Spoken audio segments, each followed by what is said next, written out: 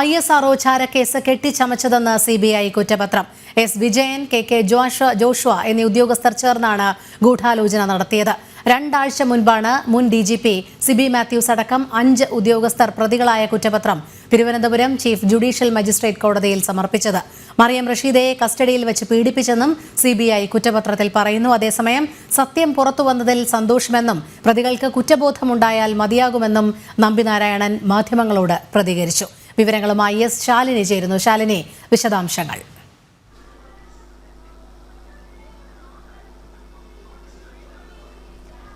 രോഹിണി സൂചിപ്പിച്ചതുപോലെ ഒരു നിർണായകമായിട്ടുള്ള കേസിന്റെ നിർണായകമായിട്ടുള്ള കുറ്റപത്രത്തിന്റെ ഉള്ളടക്കങ്ങളാണ് ഇപ്പോൾ ഈ മണിക്കൂറിൽ പുറത്തു വന്നുകൊണ്ടിരിക്കുന്നത്. ഇതുമായി ബന്ധപ്പെട്ട ISRO ചാരക്കേസിൽ കൃത്യമായ ഗൂഢാലോചന നടന്നിട്ടുണ്ട് എന്നുള്ളതാണ് CBI നൽകിയിട്ടുള്ള കുറ്റപത്രത്തിൽ ചൂണ്ടിക്കാട്ടുന്നത്. ഇതിൽ മുൻ CI S. വിജയനാണ് ISRO ചാരക്കേസിന്റെ പ്രധാനപ്പെട്ട കെട്ടിച്ചമയ്ക്കൽ നടത്തിയത് എന്നുള്ളതാണ് കുറ്റപത്രത്തിൽ ചൂണ്ടിക്കാട്ടുന്നത്. ഒപ്പം തന്നെ ശാസ്ത്രജ്ഞനായിരുന്ന നമ്പിനാരായണനെ തെളിവുകളൊന്നുമില്ലാതെ മുൻ DGP സിബി മാത്യൂസ് അറസ്റ്റ് ചെയ്തെന്നും ഈ കുറ്റപത്രത്തിൽ വ്യക്തമാക്കുന്നുണ്ട്. അത് മാത്രമല്ല, മുൻ പോലീസ് ഉദ്യോഗസ്ഥരും ഇന്റലിജൻസ് ബ്യൂറോ ഉദ്യോഗസ്ഥരും ഉൾപ്പെടെ 5 പേർക്കെതിരെയാണ് ഇപ്പോൾ CBI കോടതിയിൽ കുറ്റപത്രം നൽകിയിട്ടുള്ളത് എന്നുള്ളതാണ് ഏറ്റവും ശ്രദ്ധേയമായിട്ടുള്ള കാര്യം. ഒപ്പം തന്നെ മറിയം റഷീദയ്ക്കെതിരെ വഞ്ചൂർ സ്റ്റേഷനിൽ തെളിവുകളൊന്നും ഇല്ലാതിരുന്നിട്ടും കേസെടുപ്പിക്കാനുള്ള ശ്രമം നടന്നിട്ടുണ്ട്. അതിന് പിന്നിൽ ശ്രമിച്ച ആളുകളുടെ പേരുകളടക്കം ചൂണ്ടിക്കാട്ടിക്കൊണ്ടാണ് ഈ കുറ്റപത്രം എന്നുള്ളതാണ് ഏറ്റവും ശ്രദ്ധേയമായിട്ടുള്ള കാര്യം. അത് മാത്രമല്ല, ഇത്തരത്തിൽ കേസുമായി ബന്ധപ്പെട്ട് നിർണായകമായിട്ടുള്ള രേഖകളൊക്കെ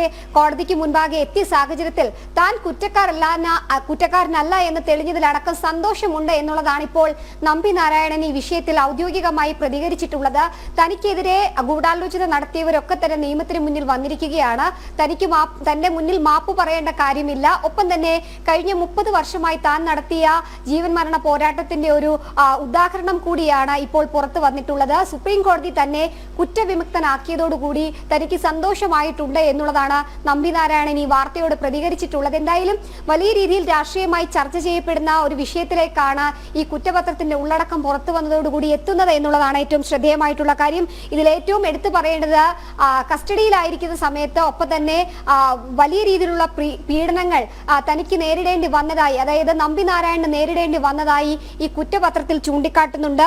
കസ്റ്റഡിയിൽ ഉള്ളപ്പോൾ പോലും IB ഉദ്യോഗസ്ഥർ വിരുദ്ധമായിട്ട് അദ്ദേഹത്തിനെ ചോദ്യം ചെയ്തു എന്നുള്ളതാണ് ഈ കുറ്റപത്രത്തിൽ CBI കണ്ടെത്തിയിട്ടുള്ളത്. ഒപ്പം തന്നെ വ്യാജരേഖകൾ ഉണ്ടാക്കിയത് അന്വേഷണ സംഘത്തിൽ ഉണ്ടായിരുന്ന CI KK ജോഷു ആയിരുന്നുവെന്നും നിർണായകമായിട്ടുള്ള വിവരങ്ങൾ ഇപ്പോൾ CBI കോടതിയിൽ നൽകിയിട്ടുണ്ട്. അത് മാത്രമല്ല, ചാരവൃത്തി നടത്തിയെന്ന് എഴുതി ചേർത്ത കേസിൽ ഒരു തെളിവുകളും ഉണ്ടായിരുന്നില്ല എന്നുള്ള സുപ്രധാനമായിട്ടുള്ള രേഖകളാണ് CBI കോടതിയിൽ സമർപ്പിച്ചിട്ടുള്ളത്. ഒപ്പം തന്നെ പ്രതി ചേർത്തവരുടെ വീട്ടിൽ നിന്നും ഒന്നും കണ്ടെത്താനായില്ല എന്നുള്ളതും ഈ കേസുമായി ബന്ധപ്പെട്ട് ഏറെ നിർണായകമായിട്ടുള്ള സംഭവങ്ങളാണ്. അത് മാത്രമല്ല, മുൻ IB ഉദ്യോഗസ്ഥൻ ജയപ്രകാശ് കസ്റ്റഡിയിൽ വെച്ച് നമ്പിനാരായണനെ അതിക്രൂരമായി മർദ്ദിച്ചുവെന്നും കുറ്റപത്രത്തിൽ ചൂണ്ടിക്കാട്ടുന്നുണ്ട് എന്നുള്ളതും ഏറ്റവും ശ്രദ്ധേയമായിട്ടുള്ള കാര്യമാണ്. എന്തായാലും ഏറെ രാഷ്ട്രീയമായി ചർച്ച ചെയ്യപ്പെട്ട ഏറെ നിർണായകമായ ഒരു കേസിലാണ് ഇപ്പോൾ കുറ്റപത്രം കോടതിക്ക് മുൻപിൽ എത്തിയിട്ടുള്ളത്. മറ്റ് നടപടികളൊക്കെ തന്നെ ഇനി നടക്കാനിരിക്കുന്ന ഒരു സാഹചര്യം. അതേസമയം തന്നെ ഏറെ രാഷ്ട്രീയമായും ഈ വിഷയങ്ങൾ വരും ദിവസങ്ങളിൽ ചർച്ചയാകുമെന്നുള്ളതിൽ സംശയമില്ല. എന്തായാലും